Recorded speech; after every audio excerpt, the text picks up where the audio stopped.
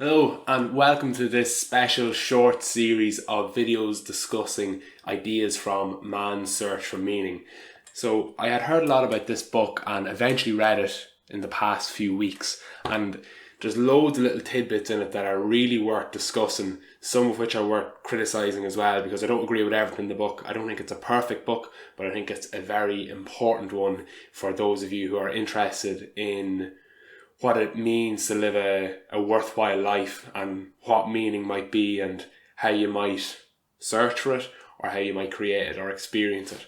So in the first video, I'm going to be talking about what Frankl calls the delusion of reprieve, which is really interesting. He talks about when he was getting off the train at the concentration camp, and he had his manuscript of his life's work in his coat pocket, and he thought he could hide it.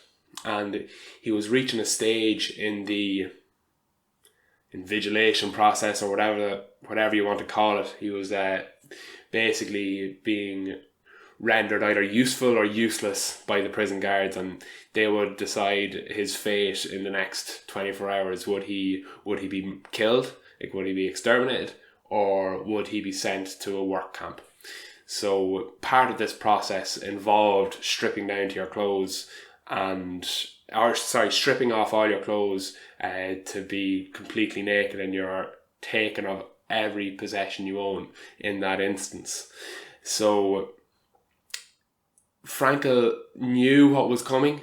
He knew that was what was about to happen, and yet he hid his manuscript almost in a childlike manner, because he just did not think it was as bad as I suppose his hope was so strong for it to not be as bad as he knew it was going to be, that he acted in almost a childish way of hiding this really important document to him in his jacket pocket.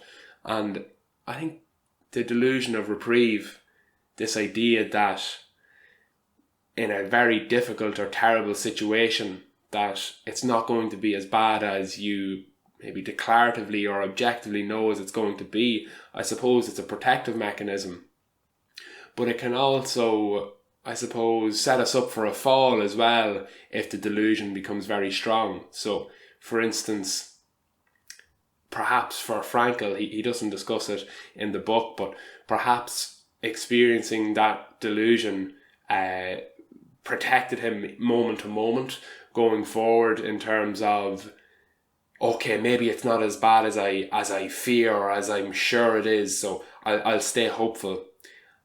Maybe having that hope slashed when his things were taken off him made life even more difficult for him. Or perhaps in his moment to moment experience, having that delusion actually made his experience less traumatic. I suppose it's a debatable idea, but I think this idea is still very interesting and worth thinking about. And it kind of leads into another thing which struck me in the book, and he talks about how abnormal reactions to abnormal situations are indeed normal. Now, first off, the book was originally written in German and it was translated into English, so maybe there's something that's lost in translation there. It's worth thinking about, but I think that's a good idea.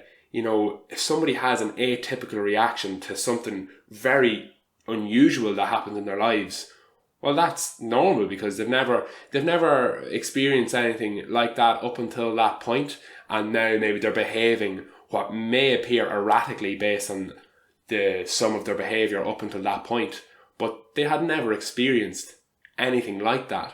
So a very salient example in the book comes, Frankl was a doctor and a psychiatrist, so he attended to some of his fellow inmates medically, and there was a little anecdote he had about talking to one of his fellow inmates who was kind of in hysteria. They had succumbed to terrible illness of typhus, and they were starving and they were very unwell and they were about to die. And Frankl kind of comforted the person through this basically dying process. And anyway, about 30 minutes later, he had to tend to another patient. And while tending to this other patient, the original patient I mentioned who was dying was being removed from this medical room, this medical tent or building, whatever you want to call it. And on the exit of the building, there were two just clay steps, because there was no proper flooring. And the people removing the dead person, they dragged him, and they themselves were emaciated, so they couldn't properly carry him. So they had to drag him outside of this building, which in itself was gruesome. But Frankl remembers the noise his skull made upon striking each step, his limp, lifeless body. He remembered the noise that the skull striking the steps leading outside of this building made. And he didn't really feel anything. He was totally apathetic. He was in a complete state of apathy. He had just seen the death of someone who he had been speaking to really moments previously. Just 30 minutes had passed. And he just felt nothing. And he said the only reason he remembers that this happened was because, from a psychiatric perspective, he was really interested. He was like, oh, that's unusual. Here's a person I had a relationship with, who I was speaking to just moments previously. I'm witnessing his dead body being removed from the building. I can hear the noise his skull bouncing off the steps is making, and I don't feel anything. That's kind of weird and curious. Okay, and he proceeded with his day, and that's the only reason he remembered it, because of his profession and his background. And I found that striking, and it's an abnormal reaction to an abnormal situation. You know, Frankl's experience, or Frankl and everybody else's experience in the concentration camp, was abnormal to them, and their behaviour in the concentration camps was, you know, in and of itself it was bound to be abnormal. How could it be typical? And those are two of the first things that struck me about reading the book. And that's going to be video one for today. I want to keep them short, because I was initially going to make a very, very long video, but I didn't know how appealing that would be. So I'm going to break it down into more bite-sized chunks and see what you think. Let me know. Please tell me in the comments. If you haven't subscribed to the channel, please subscribe now. And if you haven't read the book, I'd highly recommend reading it.